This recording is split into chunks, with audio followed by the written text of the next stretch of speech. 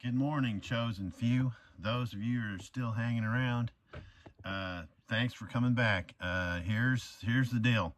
I've touched on some things in the past and briefly spoke about them, and today I want to talk about one of the things that I'd mentioned. One of you out there, I'm not going to mention any names, but actually quite a few, that one suggested that I maybe do a little video on this. And my intentions was to do this, but I wanted to shake off the unchosen. If you're watching this video, then you are one of the chosen, or you're police, and that's okay. You're chosen to be here too. You need to hear what's going on. You can't stop it, but you need to hear it anyway. So, like I say, man, any of this information I'm putting out here, if you can prove it wrong, man. Send me a video proving it wrong, and I'll put it on this channel. But prove it. So, the information I'm going to share today, I didn't want to share to the general viewer. Only those that could stick around long enough. Because using this in the wrong way, in a greedy type way, doesn't ever go over too well. You need to use it conservatively. You need to use it wisely. And that is the 1099A. Acquisition or abandonment of secured property. The other one is the 1099C, which is cancellation of debt. That's what I want to go over today, folks. This may be a long video. I don't know. It depends on how much I get into. But the man that turned me on to this, I'm not going to mention any names, but he showed me how to do this, okay? And his example was through automobiles. And what he was doing is he was taking these 1099As to the dealership, and he was buying one brand new car every month. He bought his wife a Cadillac, and then when he seen that he could do that, he started doing it every month. But what he was doing is he got greedy. He was using this to buy a vehicle. He would he'd take you to the dealership, pick you one out. You'd pick it out, and then what he would do is he'd buy it with the 1099A, and then what he would do is turn around and sell it to you for 60% of the cost. And he was making pretty good money at this. And then after about 9 or 10 months of doing this, a couple of agents showed up on his doorstep, or at least that's what he told me they were. They told him, they asked him for his name. He's like, man, Chris, I thought I was busted. One officer told me his name, and then the other one took a couple steps back, and they were standing at the front door. He was in his bathrobe. It's like 8:30 in the morning. And the agent asked him his name. He told the agent his name. He said, then the agent leaned in and said, look, Mr. James, nobody needs a brand new car every month. Limit your purchases to one new vehicle per year, per adult, per household. He said, then they walked away. So he said that was close to the end of the year, October, November, something like that. He said, so I had to drive my trash truck around till January before I could do this. But see, greed caught up to him. The dealership that I dealt with, greed caught up with them. You cannot abuse this. If you're going to get a new car, get a new car. And then drive it. Drive it at least till the warranty wears out. I wouldn't even get one every year. I'd just drive it till the warranty ran out and get a new one. Okay, so, but here we go. This is a 1099A, okay? I'm going to show you what one looks like, and then a little later on I'll come back and explain to you how to fill one out. This is a 1099A. This is one of the ones for $4 million. that I sent to the Treasury. Okay, if you'll notice, take a really close look, you'll notice, or take a snapshot of this. I've covered up my Social Security number, or their Social Security number. But if you look at this document, it's simple. This comes, you have to get them from the IRS, okay? And you have to, they'll come in 3 copies. You have to have them from the IRS because they scan these things, okay? And then there's 3 copies. If you'll notice, there's a copy A, copy B, and copy C when you get these. These are carbon copied, okay? And up at the top, you'll see right up there at the top, right?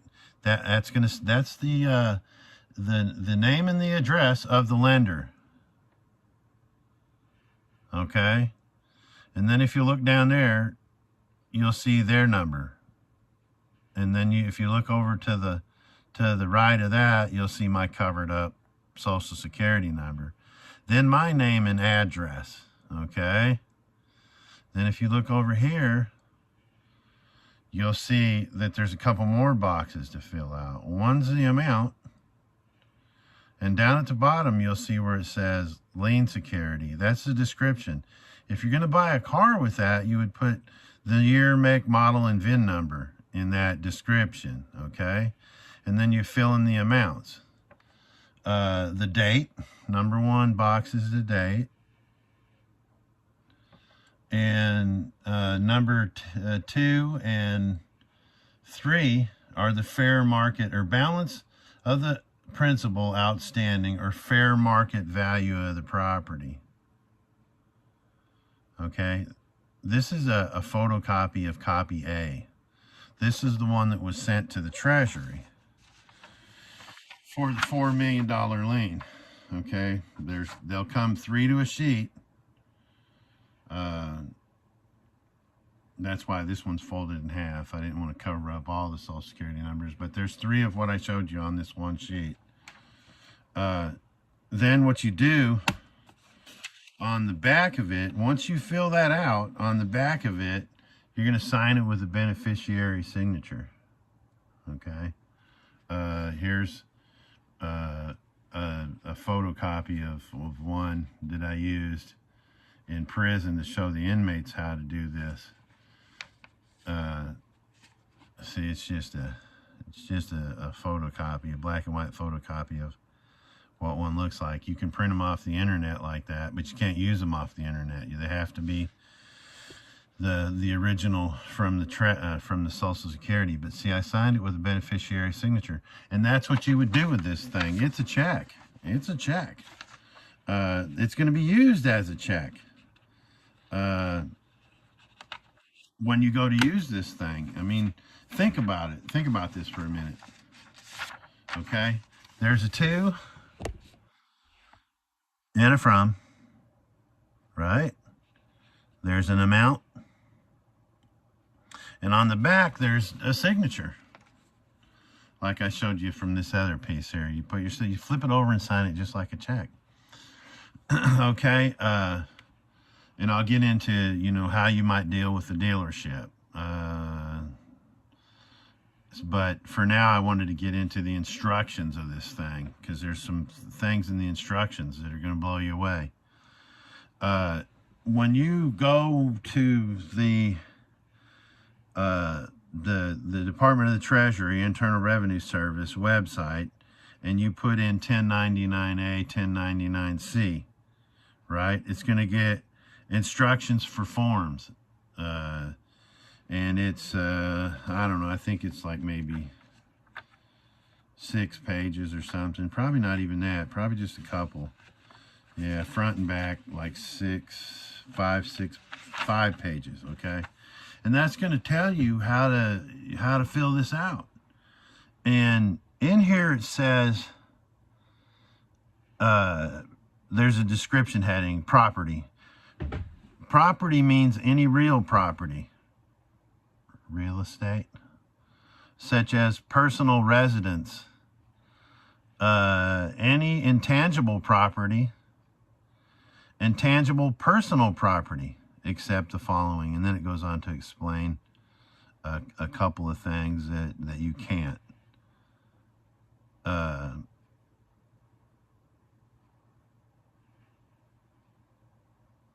So then it goes on, it says, who must file? It says that multiple owners of a single loan, like the banks, government unit, a government unit or any of its subsidiary agencies that lend money secured by property must file a Form 1099-A.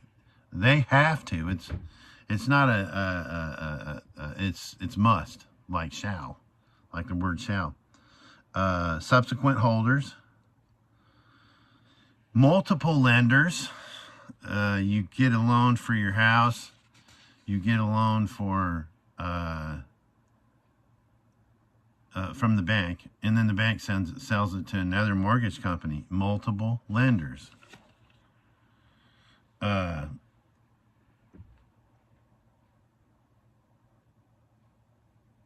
But it'll go on to say on page 3, unless it's changed a little bit since from 2019. But it says, check this out. It says who must file, and it talks about coordination with Form 1099-A. It says if in the same calendar year you cancel a debt of $600 or more in connection with a foreclosure or abandonment of secured property, it is not necessary to file both the 1099-A, acquisition or abandonment of secured property, and Form 1099-C for the same debtor. Think about this, man. You guys are going to want to go there and download these instructions and read them, man. This goes on to say who must file. File Form 1099-C if you are any of the following: a financial institution described in Section 581 or 591A, such as a domestic bank, trust company, building and loans association, or savings and loan association. 2, a credit union. 3, any of the following, its successors or subunits of one of the following: A, Federal Deposit Insurance Corporation, FDIC. You see it on the bank. You see it on the doors of every bank. Those that are federally insured anyway.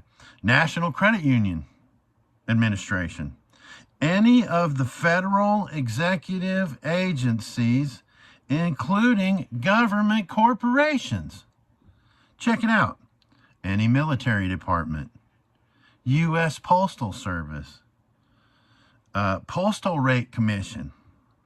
A corporation that is a subsidiary or a financial institution of a credit union, but only if, because of your affiliation, you are subject to supervision and examination by a federal or state regulatory agency. Check these out. 5, federal government agencies, including a department, an agency, a court or court administrative office, or an instrumentality of the judicial or legislative branch of the government. Any organization whose significant trade or business is lending of money, such as finance companies or credit card companies, whether or not affiliated with the financial institution. The lending of money is a significant trade or business if money is lent on a regular or continuous basis. Okay, check that out, man. That is crazy. The federal government agencies, including a department, an agency, a court or court administrative office. Right? So what are courts? It's saying right here that they're administrative offices. An instrumentality of the judicial or legislative branch of government. They're filing these things, folks. When you do the bonds, or when they do the bonds, or you sign the bond, you underwrite the bond, they're going to file a 1099-A on that, a check, brothers and sisters, a check on your trust, and they're going to hit you with it, man. Uh, it's a really interesting read, and I would suggest that anyone interested in getting into this read it over rather well, and because once you do, you're gonna comprehend what it is that you can actually do with these things. Okay. Someone asked me last night. Well, when it goes on to the debt cancellation, read that. I mean, these things can cancel your debt just like that. Most of the time, banks will send them. The brother I was talking to last night, he said that he had a car, and they were down on their luck a little bit and missed the payments. I don't know if they were the last few or whatever, but they actually discharged the debt and didn't get the car. He claimed that they had that he hadn't got the title. They haven't sent him the title back for it yet. And I suggested maybe apply for a lost title or sell it without one. Let the new buyers apply for a lost title. But this thing is crazy. You can purchase things. Well, you can't. And this is, I'm gonna get into explaining to how you work this. Okay. You go into the dealership. You pick out what you want. Even say you want to trade in your car that you're upside down on. For those that aren't familiar with that, that's where you owe more on the car than what you can get out of it. And you're upside down on it. That money that if they take it in a trade, don't you even have to haggle with these guys. Look, man, what will you give me on the trade-in on this particular vehicle that I'm picking out brand new? Say it's a couple $1,000s less than what you owe on it. What you're upside down on will just be added to the 1099A. So they're going to pay off your old loan and then let you have the new thing, okay? The new vehicle. So you go in there, right? And, here's the thing about it. You can fill these out and you can sign the back of them and you can give them to whoever. But if they don't accept it, you're out of luck. That's why it's important to know what you're talking about when you go in and roll up on these dudes, okay? Because the particular dealership that I dealt with, they were, oh no man, this sounds like fraud. I broke it down for them, and when you go in there and say, look, man, I'm looking at trading in my old car for this new one right out here. It's a $80,000 Escalade or whatever, just whatever, dually, Chevy truck, whatever, man. I'm looking at trading this old car in on this, if you spend more on them, they're probably going to give you more for your trade-in. So work that kind of deal out, and then tell them and then first thing they want to do, they're not going to think that you're going to take care of this right away. They're going to want to finance it for you. I went in, I said, look, dude, my credit sucks, okay? This is back in 2016. My credit sucks, man. I'm telling you right now. But let me have the application. So I filled out the application. When I handed it to him, he went off and he came back and he said, yeah, your credit's not too good, dude. We're probably not going to be able to finance you. I said, well, look, I don't want to be financed anyway. He said, well, why did you fill out an application? I said, I'm going to take care of this debt within, a month or two. Straight up. And his eyes got really big, and I said, yeah, I guess he was thinking I was going to come in with a bank draft or something like that. And I told him, I said, no, I'm going to take care of this. I said, look at here, man. I said, I gave you that application, and because I gave that to you, you accepted a trusteeship in a fiduciary. You created a fiduciary obligation for the trust, and I broke down the trust for him, and I thought it was going rather well. And he's like, really? You can do that? Yeah, man, if you decide, Mr. Dealership guy, that Chris needs a brand new, Chevy Dually, then you can do that because you're in a fiduciary obligation. If you think I need one, you can do this. And I'll fill out this 1099A and sign the back of it. And then you, acting as the trustee, can file this with a 1040V. Within 45 days, the Treasury will pay you.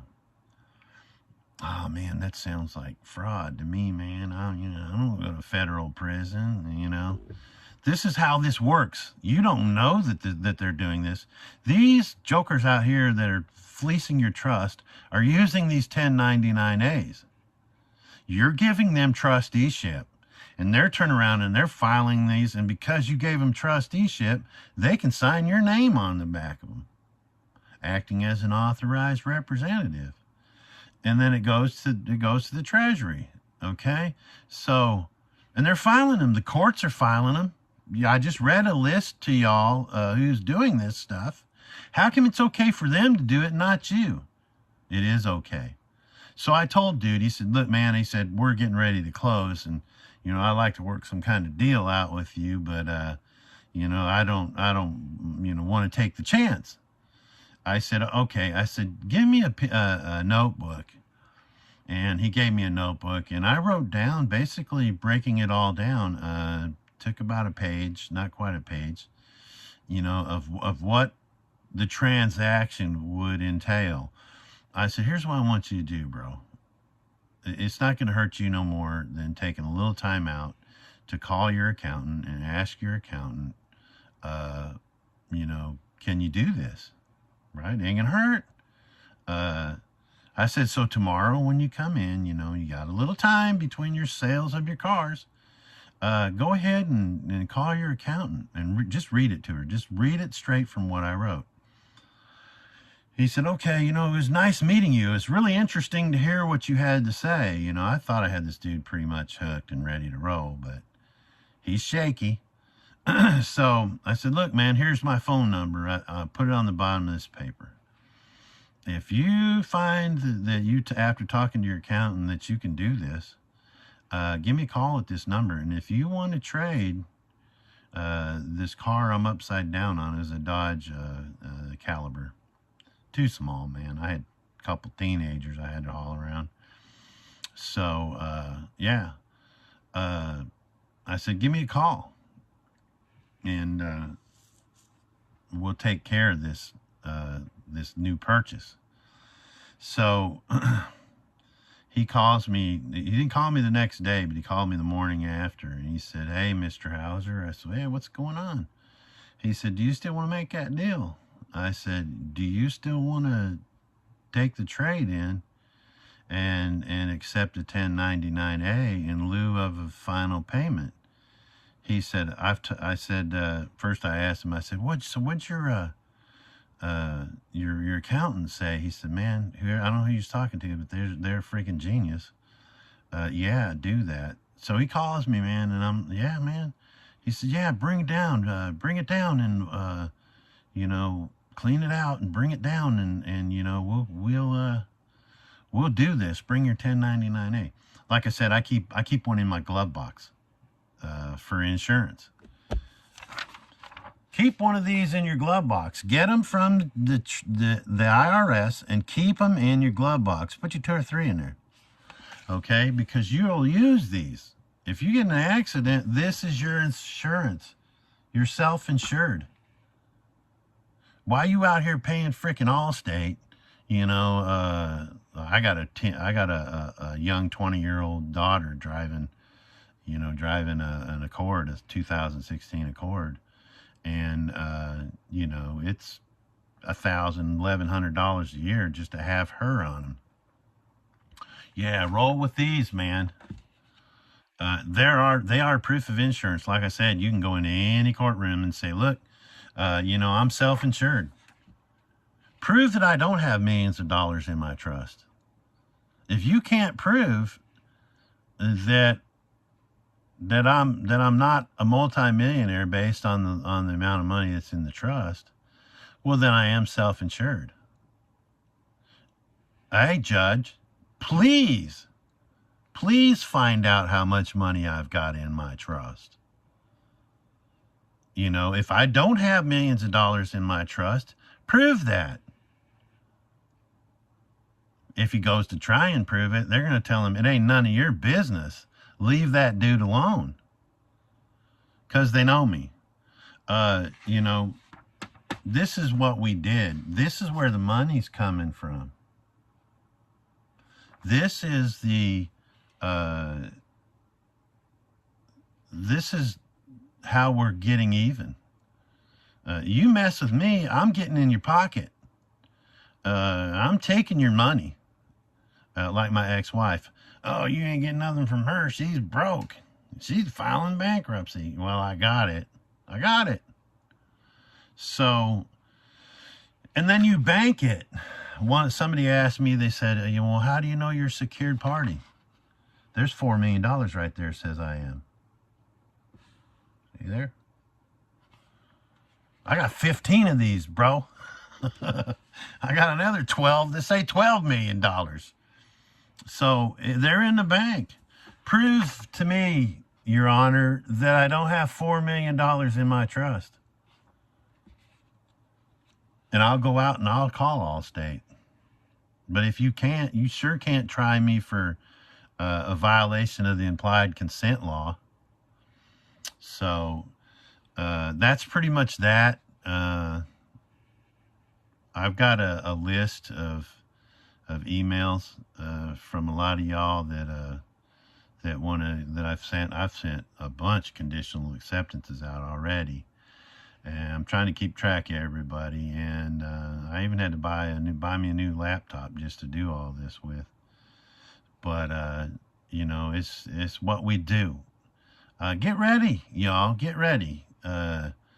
Some of y'all might not be able to work this. Some of y'all might not be able to.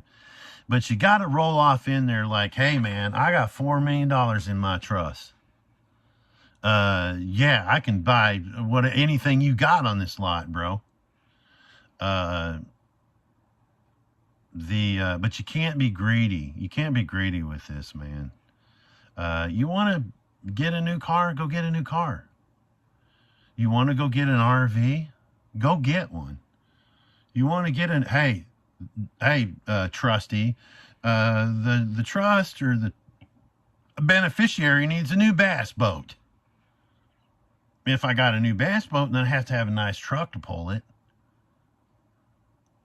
You know, if you can get the lenders at the bank to accept a 1099-A, you can buy a house, man. Hey, trustee, the beneficiary needs that new mansion down on 12th Street, okay? It's for sale, and I need a new mansion. I got a big family. You know, I need a big house for my kid can ride his tricycle in the wintertime, right? If you can convince them that you need this, and it's in your best interest, well, then it's in their best interest to do you right, because if they're not, they're committing fraud.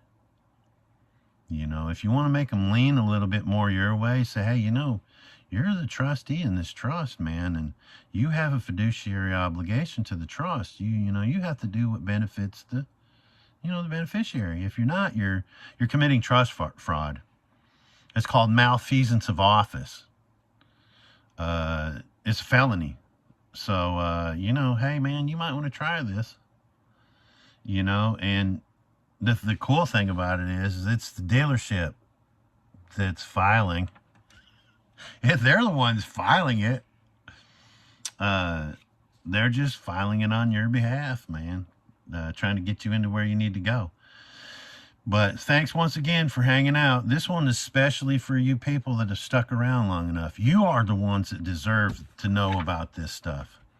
You know, the other, you know, there's over 4,900 views on the original video right now. We busted 9,000 viewers here yesterday.